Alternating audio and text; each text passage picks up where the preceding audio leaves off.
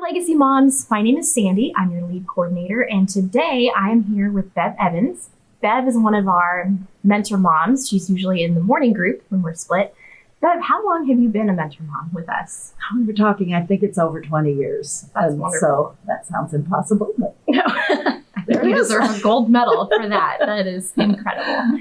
So I wanted to just sit with Bev. We're kind of pretending like we're on my living room couch right now. And I just wanted to ask you some questions about your motherhood journey and what God has taught you. So my first question for you is, what is your motherhood story? Well, I think like all of you and you, they all began when we were children. And I think mine began in the womb. I just think I was created to be kind of compliant, people pleaser, and that's got its good and its bad. So in childhood, that played out like I wanted to please my parents. And you've said you were that way too. Yep. And I thought I should. And then by mistaken extension, I thought I could do everything right. Well, of course, that's a very unrealistic preparation for motherhood. So there you go. We were given 3 children. Our children are adopted, and they all came to us as infants, nicely spaced. We met at least one of all their birth parents and keep in pretty close touch with the parents of one of our kids. And that's been cool, challenging, lots of stories there too. But the story of me, hands-on with children, lo and behold, all 3 of them did bad things.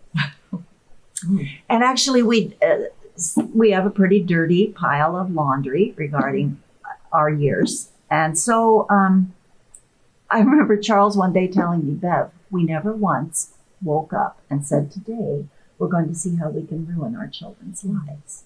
But some days it felt like you were. And so I have come, even now after the hands-on years of parenting, with a pretty low view of myself as a mom.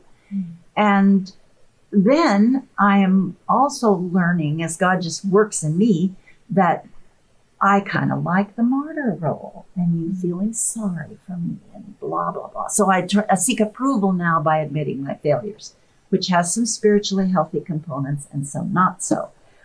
And then as God keeps working on me, guess who he's using? Among many others, but my daughters, of the nerve of God. And so they say, I mean, really, anyway, and so they say, Mom, just do now rather than wallowing in regrets. So there we are. I thought I could prevent all that stuff by being a good parent, and you find out you can't.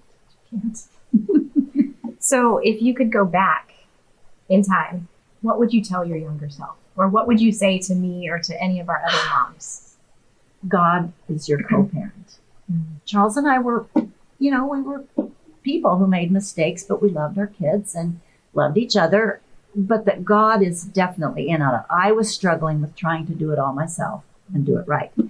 And that God on purpose gave everybody on the planet a free will.